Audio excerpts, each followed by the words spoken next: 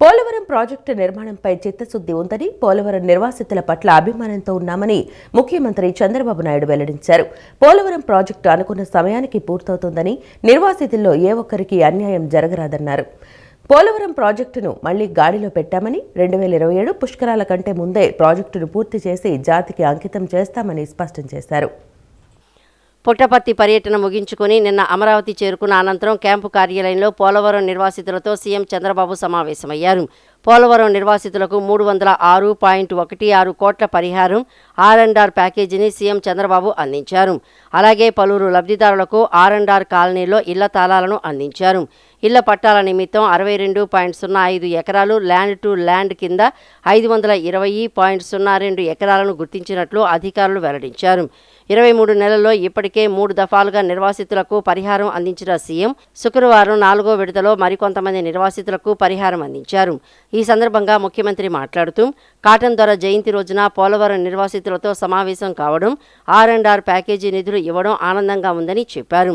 సంక్రాంతి, దీపావళి, ఉగాది ఇలా పండుగలకు పోలవరం నిర్వాసితులకు నిధులు అందిస్తున్నామన్నారు. పోలవరం ప్రాజెక్టు నిర్మాణం మీద కమిట్మెంట్ ఉంది, నిర్వాసితుల మీద అభిమానం ఉంది అని చెప్పారు. ప్రాజెక్టుకు భూములిచ్చిన రైతులు ఎట్టి పరిస్థితుల్లోనూ నష్టపోకూడదు, ఇబ్బందులు పడకూడదనేదే తన ఆలోచనని పేర్కొన్నారు. పోలవరం నిర్వాసితుల కోసమే పోలవరం జిల్లా ఏర్పాటు చేశామని చెప్పారు. టెక్నాలజీ అనుసంధానం చేసి ప్రతి కుటుంబ ఆదాయం పెంచుతామని, గిరిజన నియోజకవర్గాలైన పోలవరం, రంపచోడవరాన్ని అన్ని విధాలా తీర్చిదిద్దుతానని అన్నారు. ప్రాజెక్టు, టౌన్షిప్, ఇండస్ట్రీ ఇలా ఏం వచ్చినా త్యాగం చేసేది రైతులేనని, వారసత్వంగా వచ్చిన భూములు పోతే బాధపడతారని, నిర్వాసితులకు అన్యాయం జరగనివ్వనని అన్నారు. పోలవరం ప్రాజెక్టును మళ్లీ గాడిలో పెట్టాము. 2027 పుష్కరాల కంటే ముందే ప్రాజెక్టును పూర్తి చేసి జాతికి అంకితం చేస్తామన్నారు. గోదావరి, కావేరీ నదుల అనుసంధానం జరుగుతుందని, గంగా, కావేరీ నదుల అనుసంధానం కావాలనేది తన కోరికని పేర్కొన్నారు. ఇది చేస్తే దేశంలో నీటి ఎద్దడి అనేది ఉండదని ముఖ్యమంత్రి తెలియజేశారు. 2027 పుష్కరాల కంటే ముందే ప్రాజెక్టును పూర్తి చేసి జాతికి అంకితం చేస్తామన్నారు. ఇంతవరకు నా జీవితాన్ని మీరు గుర్తుపెట్టుకోవాలి. ఒక ప్రాజెక్ట్ కానీ, ఒక టౌన్షిప్ కానీ, ఒక ఇండస్ట్రీ కానీ ఏది వచ్చినా త్యాగం చేసేది రైతులు చేస్తారు. పోలవరం రాష్ట్రానికి ఒక వరం. ఈ ప్రాజెక్టు పూర్తి అవుతానే ఇక్కడి నుంచి శ్రీకాకుళం వరకు నీళ్లు వెళ్తాయి. ఇక్కడి నుంచి నేరుగా రేపు అన్నీ కానీ సవ్యంగా జరిగితే శ్రీశైలం కానీ బనకచెర్లకు నీళ్లు తీసుకపోతే అక్కడి నుంచి నేరుగా ఈ వాటర్ అంతా కూడా కావేరికి వెళ్తుంది. అంటే దీంతోనే గోదావరి, కావేరి అనుసంధానం జరుగుతుంది. నాకు ఒక కోరిక ఉంది ఎప్పటి నుంచో. రంపచోడవరం రోడ్డు వచ్చింది, బాగుందా రోడ్డు? ఒకప్పుడు రోడ్లు ఉన్నాయా? ఇప్పుడు బ్రహ్మాండమైన రోడ్లు, 4 లేన్, 6 లేన్, 8 లేన్, 12 లేన్. ఇంకొక రోడ్డు కూడా వస్తుంది తొందరలో మీ దగ్గరనే. ఇది ఖరగ్పూర్కి వెళ్తుంది, అమరావతి నుంచి నేరుగా ఖరగ్పూర్ వరకు వెళ్తుంది, మీ నియోజకవర్గంలో వస్తుంది. అది కూడా వస్తే ఇంకా ఈజీగా అమరావతికి 1:30 గంటకు వచ్చేయచ్చు మీరు. ఇప్పుడు మెయిన్గా ఇప్పుడు 4 విడతలు నేను వస్తానని మీరు చూస్తే ఒక డెడ్ లైన్ పెట్టుకొని చేశా. ముందు సంక్రాంతి 2025 జనవరిలో ఫస్ట్ ఫేజ్లో 12,359 మంది బెనిఫిషరీస్కి ఇచ్చాం. 800 కోట్ల రూపాయలు, 800,64 లక్షలు ఆ రోజు డిస్పర్స్ చేశాం. ఆర్&ఆర్ ఎంటైటిల్మెంట్స్ కూడా 453.34 కోట్లు ఇచ్చాం. ఆర్&ఆర్ కాలనీస్ కూడా 145.91 కోట్లు ఇచ్చాం.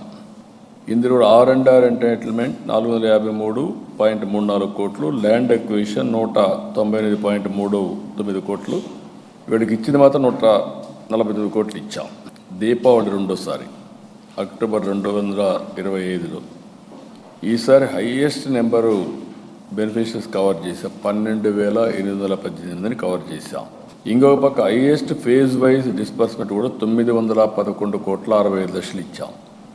ల్యాండ్ ఎక్విజిషన్ స్పెండింగ్ కూడా ఆ రోజు 778.75 కోట్లు, 72 కోట్లు ఇచ్చాం.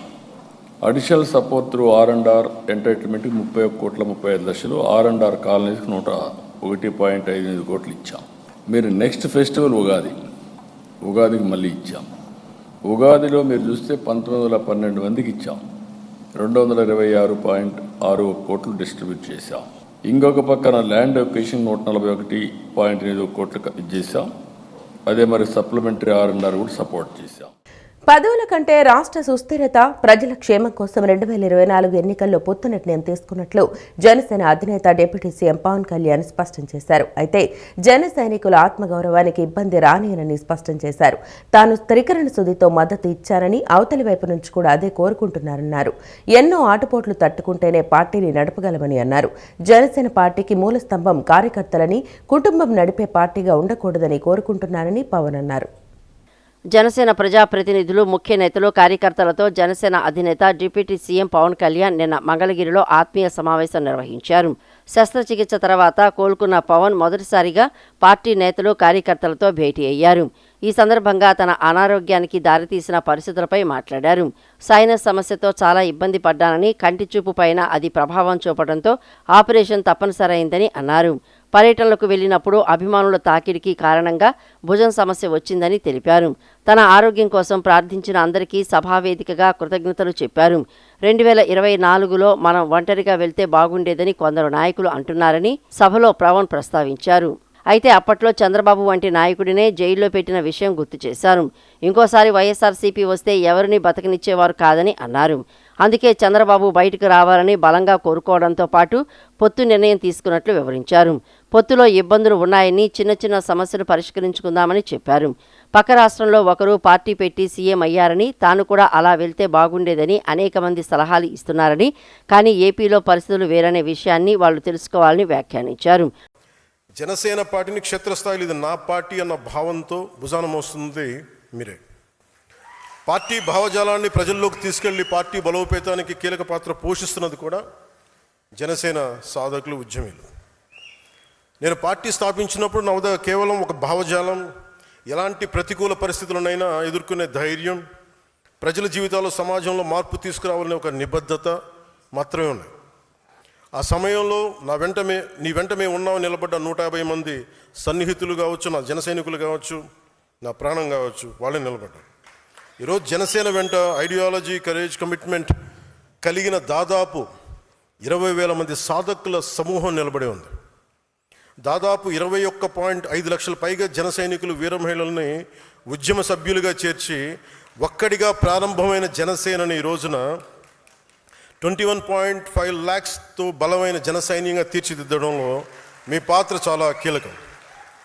కేవలం ఆంధ్రప్రదేశ్, తెలంగాణనే కాకుండా తమిళనాడు, కర్ణాటక, కేరళ, మహారాష్ట్ర, ఒరిస్సా, ఉత్తరప్రదేశ్ రాష్ట్రాల నుండి కూడా దాదాపు 10,000 మంది పైగా ఉద్యమి సభ్యత్వం తీసుకున్నారు. జనసేన భావజాలం ఒక్క తెలుగు రాష్ట్రాలకి పరిమితం కాదు. మనది జాతీయ సమగ్రత, జాతీయ భావాలున్న పార్టీ. అందుకే ప్రతి ప్రాంతం నుండి మనకి ఆదరణ లభిస్తుంది. నేను ప్రతిసారి ఒకటే మాట నిలబడి చెప్తా ఉంటాను, 1 man's courage makes a majority. ఈరోజు మీరు ఆ మాట నిజం చేసి చూపించారు. తేనెటీగల సమూహం కలిసి ఒక తేనెతిట్టుని నిర్మించినట్టే జనసేన సాధకులు, క్షేత్రస్థాయి నాయకులు కలిపి జనసేన పార్టీ నిర్మాణంలో ఒక కీలక ఘట్టాన్ని పూర్తి చేశారు. మొన్న వైజాగ్లో జరిగిన సేనతో సేనాని సమావేశంలో ఒక జన సైనికుడు మాట్లాడుతూ, మా ఊరికి నేనే పవన్ కళ్యాణ్, ప్రతి సమస్యకి నీ దాకా రానన్నయ్య అని చెప్పినప్పుడు ఇది నేను కోరుకున్న పార్టీ నిర్మాణం అనిపించింది. రాష్ట్ర అభివృద్ధి, పరిశ్రమల విస్తరణ, ఉద్యోగాల కల్పన, ప్రజా సంక్షేమం లక్ష్యంగా కూటమి ప్రభుత్వం వేగంగా ముందుకు సాగుతోందని రాష్ట్ర గనులు, భూగర్భ వనరులు, ఎక్సైజ్ శాఖ మంత్రి కొల్లు రవీంద్ర పేర్కొన్నారు. అమరావతిని ప్రపంచ స్థాయి రాజధానిగా తీర్చిదిద్దేందుకు పనులు వేగంగా సాగుతున్నాయని, క్వాంటమ్ కంప్యూటింగ్ రంగంలో కూడా కీలక ప్రణాళికలు అమలవుతున్నాయని తెలిపారు. మచిలీపట్నం పోర్టు, ఫిషింగ్ హార్బర్ పనులు వేగంగా కొనసాగుతున్నాయని, పామర్రు, గుడివాడలో ఎంఎస్ఎంఈ పార్కులకు భూముల కేటాయింపులు జరుగుతున్నాయని తెలిపారు. మచిలీపట్నం బృందావన థియేటర్ పక్కన గల టీడీపీ కార్యాలయంలో మంత్రి కొల్లు రవీంద్ర ప్రజా సమస్యల పరిష్కార వేదిక, ప్రజా దర్బార్ కార్యక్రమం నిర్వహించి ప్రజల నుంచి అర్జీలను స్వీకరించారు. అర్జీదారుల సమస్యలను ఓపికగా ఆలకించిన ఆయన వారి సమస్యల పరిష్కారానికి తప్పకుండా కృషి చేస్తానని వారికి భరోసా ఇచ్చారు. అనంతరం మంత్రి మీడియాతో మాట్లాడారు. రాష్ట్ర ముఖ్యమంత్రి నారా చంద్రబాబు నాయుడు, ఉప ముఖ్యమంత్రి పవన్ కళ్యాణ్, యువ నాయకుడు నారా లోకేష్ నాయకత్వంలో రాష్ట్రానికి భారీ ఎత్తున పెట్టుబడులు వస్తున్నాయని, రాబోయే కాలంలో 20 లక్షల ఉద్యోగాల కల్పనే ప్రభుత్వ లక్ష్యమని తెలిపారు. రాష్ట్రంలోని అన్ని ప్రాంతాలను సమానంగా అభివృద్ధి చేస్తూ పరిశ్రమలు, మౌలిక వసతుల నిర్మాణం వేగంగా కొనసాగుతుందన్నారు. ఉత్తరాంధ్రలో పోర్టులు, హైవేలు, కొత్త ఎయిర్పోర్టులు అభివృద్ధి చెందుతున్నాయని, ఇటీవల Arcelor Mittal, Google data centres, rare earth మినరల్స్కు సంబంధించిన ప్రాజెక్టులు అక్కడికి రానున్నాయని చెప్పారు. అలాగే ఈస్ట్ గోదావరి, కృష్ణా, గుంటూరు జిల్లాల్లో ఫుడ్ ప్రాసెసింగ్ రంగానికి చెందిన ప్రాజెక్టులు రాబోతున్నాయని వెల్లడించారు. ప్రకాశం జిల్లాలో కంప్రెస్డ్ గ్యాస్ పరిశ్రమలు, రాయలసీమలో హార్టికల్చర్, ఆటోమొబైల్ రంగాల్లో పెట్టుబడులు పెరుగుతున్నాయని పేర్కొన్నారు. కియా, అపోలో టైర్స్ వంటి సంస్థలు రాష్ట్ర అభివృద్ధికి దోహదపడుతున్నాయని అన్నారు. మచిలీపట్నం రేపల్లె రైల్వే మార్గం ప్రాజెక్టు విషయమై మాట్లాడుతూ రాష్ట్ర ముఖ్యమంత్రి స్వయంగా మ్యాప్ పరిశీలించి ప్రాజెక్టుపై చొరవ చూపారని గుర్తు చేశారు. సుమారు 2,800 కోట్ల వ్యయంతో తొలి దశలో రేపల్లె వరకు ట్రాక్ ప్రతిపాదన ముందుకు సాగుతూ ఉండటం ఆనందదాయకమన్నారు. త్వరలోనే టెండర్ల ప్రక్రియ పూర్తి కానుందని తెలిపారు. ఈ రైల్వే లైన్ మచిలీపట్నం, అవనిగడ్డ, రేపల్లె ప్రాంతాల అభివృద్ధికి దోహదపడుతుందని చెప్పారు. భవిష్యత్తులో దీనిని బాపట్ల, గుంటూరు మీదుగా హైదరాబాద్ వరకు విస్తరించే ప్రతిపాదనలు ఉన్నాయని వెల్లడించారు. ప్రపంచవ్యాప్తంగా నెలకొన్న యుద్ధ వాతావరణం, ఆర్థిక అనిశ్చితి దృష్ట్యా ప్రజలందరూ అప్రమత్తంగా ఉండాలని మంత్రి కోరారు. ఇండస్ట్రీస్ వస్తూ ఉన్నాయి, ఎంప్లాయ్మెంట్ క్రియేట్ చేయడం జరుగుతూ ఉంది. ఇవాళ అన్ని ప్రాంతాన్ని కూడా సమానంగా అభివృద్ధి చేస్తూ ఈరోజు ఉత్తరాంధ్రలో ఒక పక్క తీర ప్రాంతంలో ఉన్నటువంటి పోర్టులన్నీ కూడా డెవలప్ చేస్తున్నాం. అలాగే హైవేస్ కానీ, అలాగే స్టేట్ హైవేస్ కానీ, కొత్త ఎయిర్పోర్ట్స్ కానీ ఇవాళ పెద్ద ఎత్తున వేగవంతంగా పనులు జరుగుతాం. అలాగే అన్ని ప్రాంతాలు కూడా ఇప్పుడు ఉత్తరాంధ్రలో చూస్తే మొన్న ఆర్సెల్ఆర్ మిట్టల్ సంస్థ కానీ, గూగుల్ డేటా సెంటర్స్ కానీ, ఇవాళ అట్లాగే అక్కడ బీచ్ అండ్ మినరల్స్ సంబంధించి రేర్ ఎర్త్ మినరల్స్ కొన్ని ప్రాజెక్టులు అక్కడ రాబోతూ ఉన్నాయి. అట్లాగే నక్కపల్లి ప్రాంతాల్లో అనకాపల్లి పరిసరాల్లో పెద్ద ఎత్తున పరిశ్రమలు వస్తూ ఉన్నాయి. ఇవన్నీ కూడా చూసి రాష్ట్ర ప్రజలు కూటమి ప్రభుత్వం మీద నమ్మకంతో ఇవాళ ఒక పక్క సంక్షేమ కార్యక్రమాలు అమలు చేస్తూ ఉన్నాం. ఈరోజు కృష్ణా జిల్లాకు కూడా ఒక మహర్దశ వస్తూ ఉంది. ఇటు గన్నవరం కాన్స్టిట్యున్సీలో, మల్లవల్లి ఈ ప్రాంతాల్లో పెద్ద ఎత్తున పరిశ్రమలు వస్తూ ఉన్నాయి. బందరపోర్టు పనులు చాలా వేగంగా పనులు జరుగుతూ ఉన్నాయి. అట్లాగే ఎంఎస్ఎంఈ పార్క్స్ అటు పామర్ నియోజకవర్గంలో కానీ, అటు గుడివాడ నియోజకవర్గంలో కానీ, ఇటు మచిలీపట్నంలో కానీ ఎంఎస్ఎంఈ పార్క్స్కి భూములు కేటాయింపులు జరుగుతూ ఉన్నాయి. అట్లాగే ముఖ్యంగా పోర్ట్ ఆధారిత పరిశ్రమలు రావడానికి ఇవాళ ఏదైతే భారత్ సాల్ట్ సంస్థ కూడా వాళ్ళు కూడా ముందుకు వచ్చారు. విజయవాడ ప్రభుత్వ ఆసుపత్రిలో శస్త్రచికిత్స అనంతరం తొలగించిన కాలి భాగాన్ని కుక్క నోటకరిచి తీసుకువెళ్లిన ఘటనపై వైద్య ఆరోగ్య శాఖ మంత్రి సత్యకుమార్ యాదవ్ తీవ్ర ఆగ్రహం వ్యక్తం చేశారు. బాధ్యులపై శాఖపరంగా చర్యలు తీసుకోవాలని ఆదేశించారు. రోగులను ఆందోళనకు గురిచేసిన ఈ ఘటనపై విచారణ జరిపి విధి నిర్వహణలో నిర్లక్ష్యంగా వ్యవహరించిన శానిటేషన్, సెక్యూరిటీ, పర్యవేక్షణ అధికారులపై శాఖపరంగా చర్యలు తీసుకోవాలని director of medical education doctor Radhika Reddy సూచించారు. విజయవాడ కొత్త ప్రభుత్వ ఆసుపత్రిలో ఇన్ఫెక్షన్ సోకి ఓ రోగికి శస్త్రచికిత్స అనంతరం కాలి భాగాన్ని తొలగించారు. దీన్ని తరలించేందుకు ఓ సంచిలో వేసి దాన్ని ఆసుపత్రి మొదటి అంతస్తులో ఉంచారు. ఇంతలో మొదటి అంతస్తు వరకు వచ్చిన కుక్క ఆ కాలిని నోటకరుచుకుని బయటికి పరుగులు తీసింది. దీనికి సంబంధించిన దృశ్యాలు సామాజిక మాధ్యమాల్లో వైరల్ కావడం, మీడియాలోనూ ఈ ఉదంతం వెలుగు చూడటంతో మంత్రి సత్యకుమార్ సంబంధిత అధికారులను వివరణ కోరారు. తొలగించిన శరీర భాగాలను బయోవేస్ట్లో భాగంగా తరలించేందుకు సేఫ్ వాహనం, మున్సిపల్ కార్పొరేషన్ వాహనాలు 3 రోజులకు ఓసారి ఆసుపత్రికి వస్తూ ఉండడంతో ఈ సంచిని మొదటి అంతస్తులోని వ్యర్థాల గదిలో ఉంచినట్లు తెలుసుకున్నారు.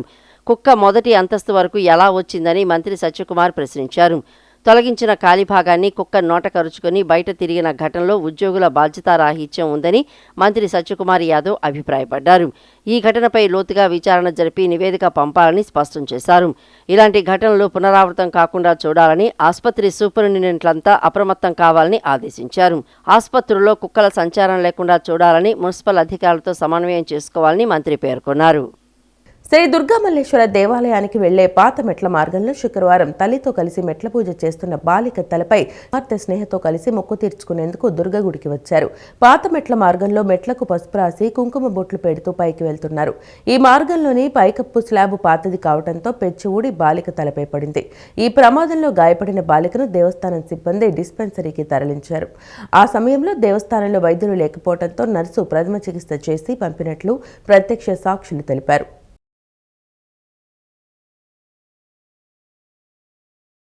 చమురు దిగుమతులపై భారం తగ్గేలా ఇథనాల్ మిశ్రమంపై ముఖ్యమంత్రి చంద్రబాబు మరోమారు కేంద్రంతో మాట్లాడారు. ఈ వ్యవహారంపై కేంద్ర మంత్రి హర్దీప్ సింగ్ పూరితో ముఖ్యమంత్రి నిన్న ఫోన్లో మాట్లాడారు. ప్రస్తుతం అమలులో ఉన్న 20% ఇథనాల్ మిశ్రమాన్ని 40% పెంచేలా చూడాలని కేంద్ర పెట్రోలియం శాఖ మంత్రిని కోరారు. బ్రెజిల్ లాంటి దేశాల్లో ఇథనాల్ మిశ్రమం అత్యధిక స్థాయిలో ఉన్న విషయాన్ని ముఖ్యమంత్రి ప్రస్తావించారు. ఇథనాల్ మిశ్రమం పెరిగితే భారతదేశం పెట్రోలియం దిగుమతులపై ఆధారపడటం తగ్గి విదేశీ మారక ద్రవ్యం ఆదా అవుతుందని సీఎం వివరించారు. ఇప్పటికే దీనిపై కేంద్రానికి ఓ లేఖ రాసినట్టు సీఎం తెలిపారు. చమురు దిగుమతులపై భారం తగ్గేలా ఇథనాల్ మిశ్రమంపై ముఖ్యమంత్రి చంద్రబాబు మరోమారు కేంద్రంతో మాట్లాడారు. ఈ వ్యవహారంపై కేంద్ర మంత్రి హర్దీప్ సింగ్ పురితో ముఖ్యమంత్రి నిన్న ఫోన్లో మాట్లాడారు. ప్రస్తుతం అమల్లో ఉన్న 20% ఇథనాల్ మిశ్రమాన్ని 40% పెంచేలా చూడాలని కేంద్ర పెట్రోలియం శాఖ మంత్రిని కోరారు. ఇథనాల్ మిశ్రమం పెంపు నిర్ణయాన్ని వేగంగా అమలు చేయాలని సీఎం కోరారు. కేంద్రం చేపట్టే ఈ చర్యల వల్ల చమురు దిగుమతులు తగ్గి దేశ ఇంధన భద్రత పెరుగుతుందని ముఖ్యమంత్రి తెలిపారు. ఇప్పటికే ఇథనాల్ మిశ్రమం వల్ల 1.1 లక్షల కోట్ల మేర విదేశీ మారక ద్రవ్యం ఆదా అయిందని వివరించారు. అలాగే 500 లక్షల టన్నుల కర్బన ఉద్గారాలు తగ్గాయని స్పష్టం చేశారు. ఇథనాల్ తయారీ వల్ల చెరకు, మొక్కజొన్న రైతులకు అదనపు ఆదాయం కూడా చేకూరుతుందని కేంద్ర మంత్రికి సీఎం తెలియజేశారు. ఇప్పటికే రైతులకు 87,558 కోట్ల ఆదాయం వచ్చిందని స్పష్టం చేశారు. ఏపీలో పెద్ద మొత్తంలో ఉత్పత్తి అవుతున్న మొక్కజొన్న పంటకు కేంద్రం తీసుకునే నిర్ణయం వల్ల మేలు జరుగుతుందని అన్నారు. మొక్కజొన్న ఇథనాల్ ఉత్పత్తిలో ముఖ్యమైన ముడి వనరు కావడంతో డిమాండ్ కూడా గణనీయంగా పెరుగుతుందని వెల్లడించారు. క్వింటాల్ మొక్కజొన్నకు కనీస మద్దతు ధరగా 2,400ను కేంద్రం నిర్ణయించినా ఆ ధరకు కొనుగోలు జరగకపోవడంతో బహిరంగ మార్కెట్లో దీని ధర 1,700 నుంచి 1,800కు పడిపోయిందని సీఎం వివరించారు. మొక్కజొన్న రైతుల ప్రయోజనాలు కాపాడేలా కేంద్రం త్వరితగతిన ఇథనాల్ మిశ్రమ శాతాన్ని పెంచే నిర్ణయం తీసుకోవాలని సీఎం కోరారు. ఇటీవల ఢిల్లీ పర్యటనలో కేంద్ర హోంమంత్రి అమిత్ షాతోనూ సీఎం చంద్రబాబు ఈ అంశాన్ని ప్రస్తావించారు. గత ఏడాది జనవరి నుంచి నేటి వరకు ప్రతి నెల 3వ శనివారం నిర్వహిస్తోన్న స్వర్ణాంధ్ర స్వచ్ఛంద్ర కార్యక్రమం పరిశుభ్రత, పర్యావరణ విషయంలో ఎంతో మార్పు తీసుకొచ్చిందని ముఖ్యమంత్రి నారా చంద్రబాబు నాయుడు అధికారుల దగ్గర సంతోషం వ్యక్తం చేశారు. 16 నెలలుగా స్వచ్ఛంద్ర కార్యక్రమం ద్వారా సాధించిన విజయాల నుంచి స్ఫూర్తి పొంది మరింత కష్టపడి పనిచేయాలని అధికారులకు సీఎం సూచించారు. ప్రజల సహకారంతోనే విజయాలు సాధ్యమయ్యాయని చెప్పారు. సీఎం క్యాంపు కార్యాలయంలో స్వచ్ఛాంధ్ర కార్యక్రమంపై నిన్న అధికారులతో ముఖ్యమంత్రి నారా చంద్రబాబు నాయుడు సమీక్ష నిర్వహించారు. పొదుపు చర్యల్లో భాగంగా ఈసారి సమీక్షను ఆన్లైన్లో చేపట్టారు. మున్సిపల్ శాఖ మున్సిపల్ సెక్రటరీ సురేష్ కుమార్, ఇంకా పలువురు ఐఏఎస్ అధికారులు, జిల్లా కలెక్టర్లు, మున్సిపల్ కమిషనర్లు, పంచాయతీరాజ్ అధికారులు, సెర్ఫ్, మెప్మా, హెల్త్, పీసీబీ సహా సుమారు 150 మంది వరకు అధికారులు వర్చువల్గా సమీక్షలో పాల్గొన్నారు. జిల్లా స్థాయిలో కూడా ఇకపై అధికారులు రివ్యూలు సాధ్యమైనంత వరకు ఆన్లైన్ విధానంలో లేదంటే హైబ్రిడ్ విధానంలో నిర్వహించాలని సీఎం ఈ సందర్భంగా కలెక్టర్లకు సూచించారు. అలాగే సాగునీటి విడుదలపై కార్యాచరణ సిద్ధం చేయాలని జలవనరుల శాఖ, వ్యవసాయ శాఖ అధికారులకు, కలెక్టర్లకు సీఎం సూచించారు. నేడు రాష్ట్ర వ్యాప్తంగా నిర్వహించే స్వర్ణాంధ్ర స్వచ్ఛాంధ్ర కార్యక్రమాన్ని విజయవంతం చేయాలని అధికారులకు సీఎం స్పష్టం చేశారు. తెలుగుదేశం పార్టీ ప్రతిష్టాత్మక కార్యక్రమం మహానాడుపై అధిష్టానం కీలక నిర్ణయం తీసుకుంది. పొదుపు చర్యల్లో భాగంగా తెలుగుదేశం మహానాడు హైబ్రిడ్ పద్ధతిలో నిర్వహించాలని అధినేత చంద్రబాబు నిర్ణయించారు. నెల్లూరులో 3 రోజుల పాటు జరగనున్న మహానాడు స్థానంలో మంగళగిరి పార్టీ కేంద్ర కార్యాలయంలో 27, 28 తేదీల్లో ఈ కార్యక్రమాన్ని నిర్వహించుకోనున్నారు. తెలుగుదేశం పార్టీ ప్రతిష్టాత్మక కార్యక్రమం మహానాడుపై అధిష్టానం కీలక నిర్ణయం తీసుకుంది. పశ్చిమాసియాలో కొనసాగుతున్న యుద్ధ సంక్షోభ పరిస్థితుల ప్రభావం దేశవ్యాప్తంగా కనిపిస్తున్న వేళ ప్రధాని ఇచ్చిన పొదుపు పిలుపు నేపథ్యంలో తెలుగుదేశం పార్టీ మహానాడు నిర్వహణపై పార్టీ అంతర్గతంగా మంత్రి లోకేష్ అధ్యక్షతన కీలక చర్చ కాగా మహానాడు హైబ్రిడ్లో నిర్వహించాలని పార్టీ అధినేత చంద్రబాబు నిర్ణయించినట్లు సమాచారం. ఈ నెల 27, 28 తేదీల్లో హైబ్రిడ్ విధానంలో మహానాడు నిర్వహణకు టీడీపీ నేతలు నిర్ణయించారు. రాష్ట్ర వ్యాప్తంగా 1848 క్లస్టర్లలో స్క్రీన్లను ఏర్పాటు చేసి ఎన్టీఆర్ భవన్ నుంచి పొలిట్ బ్యూరో సభ్యులు పాల్గొనేలా ఏర్పాట్లు చేయనున్నారు. పార్టీ కేంద్ర కార్యాలయంలో ఫిజికల్గా, అదేవిధంగా జిల్లాల నుంచి వర్చువల్ విధానంలో మహానాడుకు హాజరయ్యేలా ఏర్పాట్లు చేయనున్నారు. పార్టీ కేంద్ర కార్యాలయంలో జరిగే మహానాడుకు ఆహ్వానితులుగా పొలిట్ బ్యూరో, కేంద్ర కమిటీ, రాష్ట్ర కమిటీ అధికార ప్రతినిధులు హాజరు కానున్నారు. ఇక నియోజకవర్గాల నుంచి ఆన్లైన్ విధానంలో ఎమ్మెల్యేలు, ఎమ్మెల్సీలు, మంత్రులు, ఎంపీలు, కార్యకర్తలు మహానాడు కార్యక్రమంలో పాల్గొననుండటం గమనార్హం. మొత్తం 1848 క్లస్టర్ల పరిధిలోని నాయకులు, కార్యకర్తలు మహానాడుకు హైబ్రిడ్ పద్ధతిలో ఆయా క్లస్టర్ల నుంచి హాజరయ్యేలా విస్తృతంగా ఏర్పాట్లను చేయనున్నారు. అంతేకాకుండా తీర్మానాలు సహా ఇతర అన్ని అంశాలను మహానాడు కార్యక్రమంలో ఏ విధానాలైతే పాటిస్తారో వాటినే హైబ్రిడ్ మోడల్లోనూ మహానాడు నిర్వహణకు నిర్ణయించడం విశేషం. ప్రజలు తమ వంతు బాధ్యతగా పెట్రోల్, డీజిల్, విద్యుత్ వాడకాన్ని తగ్గించాలని జలవనరుల శాఖ మంత్రి నిమ్మల రామానాయుడు కోరారు. దేశ భవిష్యత్తు కోసం, భవిష్యత్తు తరాల కోసం ఇంధనం పొదుపు చేయమని ప్రధాని పిలుపు ఇస్తే వైసీపీ నేతలు అవహేళనగా మాట్లాడటం బాధాకరమని అన్నారు. నో వెహికల్ డే సందర్భంగా రాష్ట్ర జలవనరుల శాఖ మంత్రి డాక్టర్ నిమ్మల రామానాయుడు నిన్న విజయవాడ క్యాంపు కార్యాలయం నుండి ఉండవల్లి సీఎం క్యాంపు కార్యాలయం వరకు సైకిల్ తొక్కుకుంటూ వెళ్లారు. మండుటెండలో దాదాపు 10 కిలోమీటర్లు సైకిల్ తొక్కుకుంటూ సీఎం క్యాంపు కార్యాలయానికి చేరుకున్నారు. సీఎం చంద్రబాబు చేతుల మీదుగా పోలవరం నిర్వాసితులకు 307 కోట్ల పరిహారం, పట్టాల పంపిణీ కార్యక్రమంలో పాల్గొనేందుకు సైకిల్పై వెళ్లారు. పెట్రోల్, డీజిల్, విద్యుత్ వాడకాన్ని తగ్గించి పొదుపు చేయాలని ప్రధాని మోడీ ఇచ్చిన పిలుపు మేరకు తక్షణం స్పందించిన మంత్రి నిమ్మల తన వంతు బాధ్యతగా కాన్వాయ్ని పక్కన పెట్టి సైకిల్పై మీటింగుకు హాజరయ్యారు. వెహికల్ డే అని ఏదైతే ప్రకటన చేశారో దానికి అనుగుణంగా ఈరోజు మన విజయవాడ క్యాంప్ ఆఫీస్ దగ్గర నుంచి ఈరోజు ముఖ్యమంత్రి గారి నివాసం వరకు, ఎందుకంటే ఇప్పుడే ముఖ్యమంత్రి గారి దగ్గర పోలవరం నిర్వాసితులకు సంబంధించి 300 కోట్ల రూపాయలు వాళ్ళ అకౌంట్లో జమ చేసేటువంటి కార్యక్రమానికి సైకిల్ మీదే రావడం జరిగింది. ఈ సందర్భంగా ఒకటే చెప్పదలుచుకున్నాం, ఏదైతే మన ప్రియతమ నరేంద్ర మోడీ గారు, ప్రధాని గారు ఒక పిలుపిచ్చారు, డీజిల్, పెట్రోల్ వాడకాన్ని తగ్గించుకోవాలి, విద్యుత్ వాడకాన్ని తగ్గించుకోవాలి, పొదుపు చేయాలి అని ఏదైతే యుద్ధం వల్ల వస్తున్నటువంటి పరిస్థితులు కానీ, రూపాయి మార్క ద్రవ్యం తగ్గుతున్నటువంటి పరిస్థితులు కానీ దృష్టిలో పెట్టుకుని ఏదైతే నరేంద్ర మోడీ గారు పిలిపించారో మరి ఆ పిలుపుని కొంతమంది వైసీపీ నాయకులు ఉన్న అవహేళన చేస్తూ మాట్లాడుతూ ఉంటే చాలా బాధ అనిపిస్తూ ఉంది.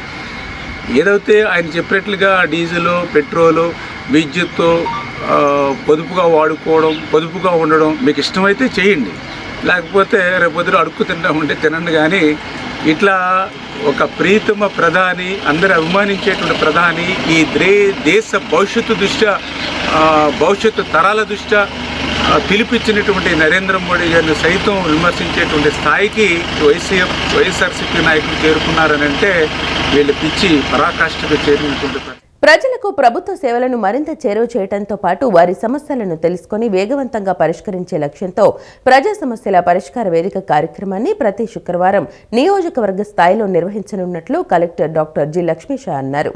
ప్రజలు తమ సమస్యలు స్థానికంగానే అధికారుల దృష్టికి తీసుకువచ్చే అవకాశం ఇలాంటి కార్యక్రమాల ద్వారా కలుగుతుందని అన్నారు. ఎన్టీఆర్ జిల్లా మైలవరం నియోజకవర్గం జి కొండూరు మండలం కొంటముక్కల గ్రామంలో ప్రత్యేక పీజీఆర్ఎస్ కార్యక్రమంతో పాటు 1 నెల 1 గ్రామం 4 సందర్శనల కార్యక్రమాన్ని నిర్వహించారు. ఈ సందర్భంగా collector Lakshmisha, joint collector S ఇలకయ్యతో కలిసి ప్రజల నుంచి అర్జీలు స్వీకరించారు. ప్రతి ఫిర్యాదును పరిశీలించి నిర్దిష్ట గడువులో పరిష్కరించేందుకు అధికారులకు స్పష్టమైన ఆదేశాలు ఇచ్చారు. రెవెన్యూకు సంబంధించి మొత్తం 61 అర్జీలు వచ్చాయి. అదేవిధంగా పంచాయతీరాజ్కు 9, వైద్య ఆరోగ్య శాఖ, వ్యవసాయ శాఖలకు 3 చొప్పున, మత్స్యశాఖకు 2 అర్జీలు వచ్చాయి. డిఆర్డీఏ, పౌర సరఫరాలు, కార్మిక, పోలీసు, గ్రామీణ, నీటి సరఫరా శాఖలకు 1 అర్జీ వచ్చాయి. మొత్తం 83 అర్జీలు రాగా ప్రతి అర్జీపై ప్రత్యేకంగా దృష్టి సారించి సమస్యలకు సత్వర, నాణ్యమైన పరిష్కారాలను చూపాలని కలెక్టర్ లక్ష్మీశా అధికారులను ఆదేశించారు. భూ సమస్యలు, పింఛన్లు, రేషన్, తాగునీరు, విద్యుత్, గృహాలు, ఉపాధి, సంక్షేమ పథకాల అమలు తదితర అంశాలకు సంబంధించిన ఫిర్యాదులను స్వీకరించి సత్వర పరిష్కారానికి చర్యలు చేపడుతున్నట్లు పేర్కొన్నారు. ముఖ్యమంత్రి వారి ఆదేశాల మేరకు ప్రతి వారము సోమవారము అక్కడ కలెక్టరేట్ దగ్గర పీజీఆర్ఎస్ పెట్టడంతో పాటు ప్రతి శుక్రవారము కాన్స్టిట్యున్సీకి వెళ్ళి ఒక కాన్స్టిట్యున్సీకి 4 విజిట్ చేసి 1 నెల మొత్తం ఒక కాన్స్టిట్యున్సీలో కూర్చొని అక్కడ ఉన్న గ్రీవియన్సెస్, ముఖ్యంగా revenue related grievances, land related grievances ఏమైనా ఉంటే ఇవి రిజాల్వ్ చేయడానికి శ్రీకారం చుట్టాము. ఈరోజు మైలవరం కాన్స్టిట్యున్సీకి రావడం జరిగింది. ఇక్కడ ఇది ఫస్ట్ స్టార్ట్ చేసాము. ఇంకా 3 వారాలు ఇదే కాన్స్టిట్యున్సీకి వచ్చి అన్ని గ్రీవియన్స్ తీసుకొని ఎక్కడైతే గ్రీవియన్సెస్ లాంగ్ స్టాండింగ్ అన్రిజాల్వబుల్ ఉన్నాయో అవన్నిటి మీద యాక్షన్ తీసుకొని రిజాల్వ్ చేసి పబ్లిక్ని కూడా, అంటే ఫార్మర్స్ని కూడా కన్విన్స్ చేసి ముందు తీసుకురావడానికి ఈ కార్యక్రమం జరుగుతూ ఉంది. ఇది ఇలాగే అన్ని కాన్స్టిట్యున్సీ కవర్ చేసి ల్యాండ్ సమస్య లేనటువంటి గ్రామాలుగా, అలాగే మండలాలుగా, కాన్స్టిట్యున్సీగా, జిల్లాగా తీర్చిదిద్దే లక్ష్యంలో ముందుకెళ్తున్నాం. కార్యక్రమంలో స్వర్ణ గ్రామం స్వర్ణ వార్డు సమన్వయ అధికారి జి జ్యోతి, వివిధ శాఖల అధికారులు తదితరులు పాల్గొన్నారు. కేంద్ర రాష్ట్ర ప్రభుత్వాలు ఇంధనం నిల్వలు ఏదో ఒక రకంగా పెంచుకోవాలని, లేకపోతే సప్లై ఆపేయాలని ఏదో ఒకటి చేయాలి. కానీ సగం సగం సరఫరా చేయటం వల్ల బళ్లు ఆగిపోతుండటం వల్ల అందరూ నష్టపోతున్నారని ఏపీ లారీ యజమానుల సంఘం రాష్ట్ర ప్రధాన కార్యదర్శి వైవి ఈశ్వర్రావు అన్నారు. ఈ సప్లై చైన్ దెబ్బతింటే కింది వారి దగ్గర నుంచి వ్యాపారాలు కూడా దెబ్బతింటాయని తెలిపారు. హైదరాబాద్లో ఒక్కో ఐటీ కంపెనీలకు 10ల సంఖ్యలో బస్సులు ఉంటాయని, 100ల సంఖ్యలో టాక్సీలు తిరుగుతున్నాయని, వర్క్ ఫ్రం హోం పెడితే వారి పరిస్థితి ఏంటని ప్రశ్నించారు. ట్యాక్సీలు ఏమైపోవాలని, బస్సు ఆపరేటర్లు ఒక నెలకు 25 లక్షల నుంచి ₹1 కోటి వరకు ఈఎంఐలు కట్టాల్సి వస్తోందన్నారు. ఆఫీస్కు రావద్దు, ఇంటి వద్ద నుంచి పనిచేయమంటే ఈ చైన్ అంతా దెబ్బతింటుందని, దీనికి ఎవరు బాధ్యత వహిస్తారని, నష్టం ఎవరు భరిస్తారని ప్రశ్నించారు. బస్సులు ఒక్కొక్క బస్సుకి దాదాపు ఒక్కొక్క ఆపరేటరు ఒక్క నెలకు వచ్చేసరికి 25 లక్షల నుంచి ₹1 కోటి వరకు వాళ్ళు ఈఎంఐ కట్టాల్సి వస్తుంది. ఇప్పుడు వీళ్ళందరూ కూడా మనం ఇంటి నుంచి పని చేయండి, మీరు ఆఫీస్కి రావద్దు అని చెప్పి వర్క్ టు హోమ్ అని చెప్పి సిస్టమ్ పెడుతున్నారు. ఈ పెట్టినందువల్ల ఇప్పుడు ఈ చైన్ మొత్తం దెబ్బతినిపోతుంది. ఇప్పుడు దీనికి ఎవరు బాధ్యత వహిస్తారు? దీనికి మన రాష్ట్ర ప్రభుత్వం వహిస్తుందా, కేంద్ర ప్రభుత్వం వహిస్తుందా? ఓ పక్కనేమో పెట్రోల్ డీజిల్ దొరకకుండానేమో షార్ట్ సప్లై చేస్తూ, మరి ఒక వాహనం 4 రోజులు ట్రిప్ వేయాల్సింది ఇవాళ దాదాపు 8 రోజులు పడుతుంది. మరి ఈ నష్టం అంతా ఎవరు భరిస్తారు? ఇదంతా పబ్లిక్కి ఏ రకమైన సంకేతం వస్తుంది? ఈ రకంగా ఉంటే ఇంకా మరి ఒక పక్కనేమో మన భారతదేశం అభివృద్ధి చెందుతుంది, అది ఇది అన్న చెందుతున్నాం, బాగానే ఉంది. ఆ నిల్వలను ఏదో రకంగా మనం పెంచుకుని ఏదో చేసి సప్లై చేయటమా, లేకపోతే సప్లై ఆపేయటమా, ఏదో చేయాలి. కానీ ఇట్లా సగం సగం సప్లై చేస్తూ బళ్ళు ఆగిపోతూ 4 రోజుల ట్రిప్ 8 రోజులు వేసి, ఒక రోజు వేయాల్సిన ట్రిప్ 2 రోజులు వేసి, ఈ రకమైన పరిస్థితి ఉంటే అందరూ దెబ్బతినిపోతారు. డాక్టర్ బిఆర్ అంబేద్కర్ జయంతి ఉత్సవాల ముగింపు కార్యక్రమాన్ని ఈ నెల 17న అంబేద్కర్ స్మృతివనంలో నిర్వహిస్తున్నట్లు బీజేపీ ఎస్సీ మోర్చా రాష్ట్ర అధ్యక్షులు పనతల సురేష్ పేర్కొన్నారు. బీజేపీ రాష్ట్ర అధ్యక్షుడు పివిఎన్ మాధవ్ సూచనల మేరకు రాష్ట్ర వ్యాప్తంగా ఉత్సవాలను నిర్వహించామని, ముగింపు కార్యక్రమంలో డప్పుల భారీ ప్రదర్శన ఉంటుందని వివరించారు. ఈ నెల 17న జరిగే డాక్టర్ బిఆర్ అంబేద్కర్ జయంతి ఉత్సవాల ముగింపు కార్యక్రమం ఏర్పాట్లను భారతీయ జనతా పార్టీ ఎస్సీ మోర్చా రాష్ట్ర అధ్యక్షులు పనతల సురేష్ నిన్న సాయంత్రం అంబేద్కర్ స్మృతివనంలో పరిశీలించారు. ఈ సందర్భంగా డప్పుల ప్రదర్శన, బెలూన్లను ఆయన ఎగరవేశారు. ఈ సందర్భంగా సురేష్ మాట్లాడుతూ 40 సంవత్సరాలు దాటిన డప్పు కళాకారులకు పెన్షన్ ఇవ్వాలని కోరారు. సంగీత కళాశాలల్లో డప్పులకు సంబంధించి శాఖ పెట్టి అధ్యాపకులను నియమించాలని కోరారు. బస్సుల్లో ఉచిత ప్రయాణ సౌకర్యం కల్పించాలని విజ్ఞప్తి చేశారు. డాక్టర్ బిఆర్ అంబేద్కర్ కొందరివాడు కాదు, అందరివాడు అని చెప్పేసి ఈరోజు కులాలకు అతీతంగా, మతాలకు అతీతంగా దళిత వర్గాలకు చేరే విధంగా అనేక రకమైనటువంటి కార్యక్రమాలు ఏదైతే దేశంలో నరేంద్ర మోదీ గారు ప్రధానమంత్రి తర్వాత సబ్కా సాత్ సబ్కా వికాస్, అంత్యోదయ ఏదైతే చిట్ట చివరి వ్యక్తికి దేశంలో ప్రతిఫలాలు అందాలి అని చెప్పేసి ఆలోచనలతో ప్రధానమంత్రి నరేంద్ర మోదీ గారు పరిపాలన కొనసాగుతుందో, ఈ రాష్ట్రంలో ఎన్డీఏ ప్రభుత్వం గౌరవనీయులు ముఖ్యమంత్రి వర్యులు చంద్రబాబు నాయుడు గారు, అదేవిధంగా డిప్యూటీ సీఎం పవన్ కళ్యాణ్ గారు, అదేవిధంగా మాధవ్ గారు, మంత్రివర్గంలో ఉన్నటువంటి సత్యకుమార్ గారు మొత్తం కూడా అనేక రకమైనటువంటి ఆంధ్రప్రదేశ్లో కూడా డెవలప్ అయ్యేటటువంటి తరుణంలో అంబేద్కర్ ఆశయాలను కూడా తీసుకెళ్లే దిశగా ఈరోజు కార్యక్రమాలు చేయడం జరిగింది. దళితులు డప్పుకు సంబంధించినటువంటి కొన్ని సమస్యలను కూడా ఎన్డీఏ ప్రభుత్వం తీర్చే విధంగా కూడా కొన్ని అంశాలు కూడా చేర్చడం జరిగింది. ముఖ్యంగా డప్పు కళాకారుడికి ఈరోజు ఏదైతే పెన్షన్ ఇస్తుందో ఆ పెన్షన్ 60 సంవత్సరాలు నిండిన వ్యక్తులకు ఇస్తుంది. కాబట్టి ఈరోజు చెమట ఓర్చి డప్పు కొట్టేటటువంటి యువకులు 40 సంవత్సరాలు నిండినటువంటి తర్వాత అందరూ కూడా పెన్షన్ ఇవ్వాలని చెప్పేసి అనుకోవడం. అదేవిధంగా ఒకప్పుడు ప్రతి పంచాయతీలో కూడా మొదటి విలేకరిగా దండోరా వేసేటటువంటి డప్పు కళాకారుడు ఉండేవాడు. ఆ ఏదైనా సమాచారాన్ని ప్రభుత్వానికి, ప్రజలకు వారధిగా ఉండి అనేక రకమైనటువంటి విషయాలను చేరవేసేటటువంటి పోస్ట్ ఏదైతే ఉందో అది గత ప్రభుత్వంలో రద్దు చేయడం జరిగింది జగన్మోహన్ రెడ్డి గారు వచ్చిన తర్వాత. కాబట్టి ఈ ప్రభుత్వంలో ప్రతి పంచాయతీలో కూడా నోటిఫికేషన్ వదిలి ఈ ఏదైతే దండోరా వేసేటటువంటి, చాటింపు వేసేటటువంటి పోస్టును కూడా ఫిల్ చేసే విధంగా భారతీయ జనతా పార్టీ ఎన్టీఆర్ జిల్లా అధ్యక్షుడు అడ్డూరి శ్రీరామ్ మాట్లాడుతూ 17వ తేదీన ఇందిరాగాంధీ స్టేడియం నుంచి అంబేద్కర్ స్మృతివనం వరకు ప్రదర్శన ఉంటుందని తెలిపారు. మన దేశానికి రాజ్యాంగాన్ని అందించినటువంటి బాబాసాహెబ్ అంబేద్కర్ గారి చరిత్ర కూడా భావి తరాలకు తెలియాలి. వారు కొందరి వారు కాదు, అందరి వాడు, ఈ దేశ ప్రజల యొక్క గుండె చెప్పడం తెలియాలని వారు పుట్టిన ప్రదేశం కావచ్చు, నడియాడిన ప్రదేశం కావచ్చు, చదువుకున్న ప్రాంతం కావచ్చు, చనిపోయిన ప్రాంతం కావచ్చు, బౌద్ధ ధర్మాన్ని స్వీకరించిన ప్రాంతాన్ని పంచతీర్థపోరితోని అభివృద్ధి చేయడం, అంబేద్కర్ గారిని గౌరవం పెంచే విధంగా భారతీయ జనతా పార్టీ కోట్లాది మంది కార్యకర్తలు అందరిలో కూడా వారి యొక్క గొప్పతనాన్ని చాటి చెప్పే విధంగా అనేక కార్యక్రమాలు దేశంలో రూపొందించిన సందర్భంలో ఆంధ్రప్రదేశ్లో కూడా భారతీయ జనతా పార్టీ రాష్ట్ర అధ్యక్షులు పివిఎన్ మాధవ్ గారి ఆదేశాల మేరకు రాష్ట్ర అధ్యక్షులు పంతల్ సురేష్ గారి నాయకత్వంలోని రేపు 17వ తారీఖు ఏదైతే పెద్ద ఎత్తున దాదాపు 5,000-6,000 మంది డప్పు కళాకారుల యొక్క మహాసమ్మేళనం ఈ యొక్క ప్రాంగణంలోని ముగింపు సభ జరగబోతా ఉంది. ఈ వార్తలు ఇంతటితో సమాప్తం. నమస్కారం.